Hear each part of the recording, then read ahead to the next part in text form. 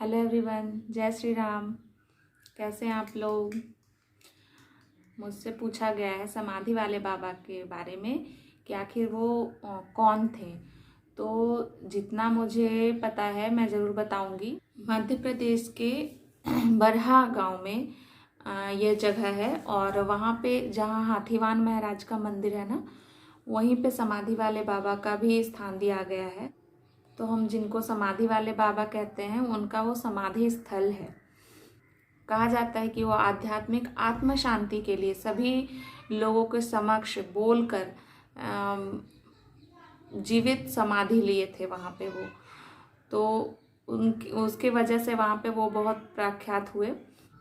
तो उन्होंने पहले ही घोषणा की कि मैं जीवन समाधि लेने जा रहा हूँ और उन्होंने ऐसा ही किया। वो वहाँ पे हमेशा ज़्यादातर टाइम समाधि में ही ज़्यादातर टाइम ध्यान में ही मग्न रहते थे। और कहा जाता है कि वो बहुत कम बोलते थे, बहुत कम टाइम वो हमेशा प्रभु के ही चरण में बैठे रहते थे। उनको पूज्य पागलदास महाराज जी के नाम से भी जाना जाता है, जो एक सिद्ध संत और परमहंस थे ऐसा कहा जाता है और उल्लेखित भी है। ऐसा कहते हैं उसी जगह पे उन्होंने समाधि ली, उसी जगह पे उन्होंने अपना समय व्यतीत किया और हाथीवान महाराज की पूजा की, अर्चना की, कुछ सिद्धियां भी प्राप्त की।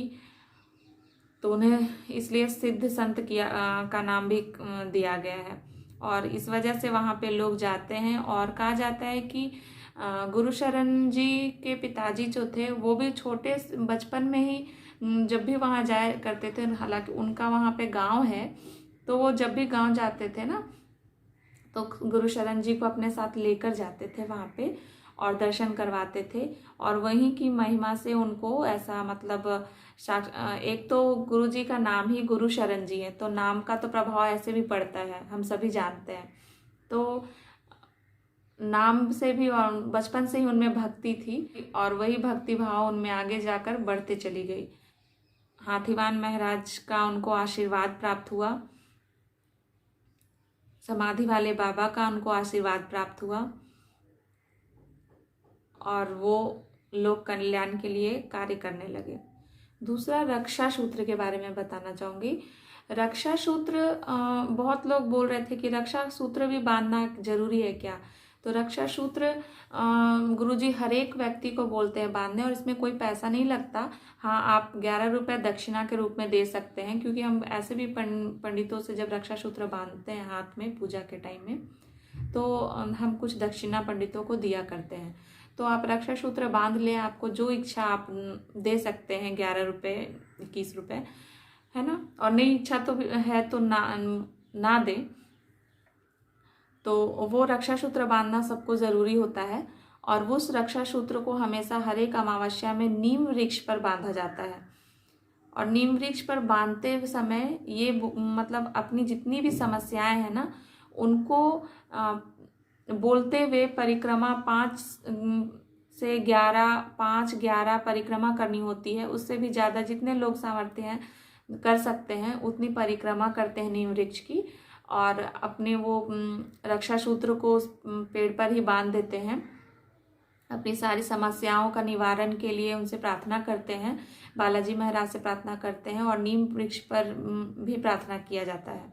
और वहीं पे मंदिर के आसपास अच्छी जगह देखते हुए, शांत जगह देखते हुए पूजा अर्चना कर अपनी जाप ध्यान करनी चाहिए।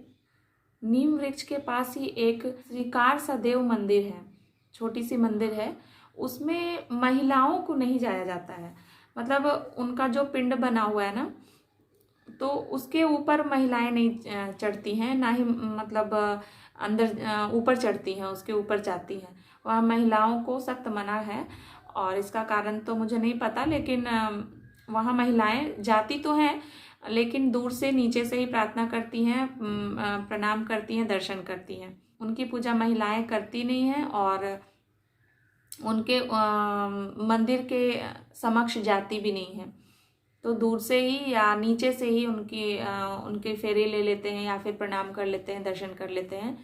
जब हम नीम वृक्ष की परिक्रमा करते हैं तो साथ में वो पूरा परिक्रमा हो जाता है, पर उसके ऊपर चढ़कर नहीं करना चाहिए महिलाओं को।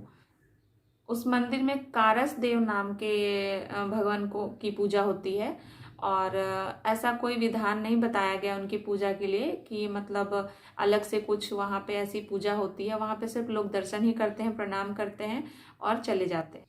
तो जो भी लोग वहाँ पे जाते हैं, नीम वृक्ष पे जरूर जाएं, उनका स्पर्श करें, उनका ध्यान करें, उनसे गले मिलें और अपनी सारी समस्याओं को उनके समक्ष बोलें, उनका समाधान मांगे उनसे और अपनी सारी समस्याओं को उनके समक्ष बोल दें।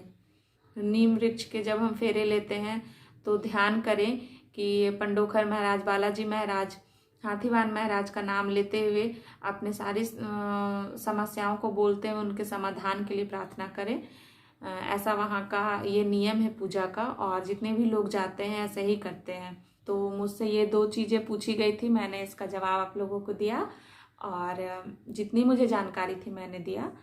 बाकी पंडोखर धाम से जुड़ी और भी जो भी जानकारियाँ मैं देती रहूँगी, उसके लिए आपको क्या करना है, सब्सक्राइब करना है, लाइक करना है, कमेंट करना है।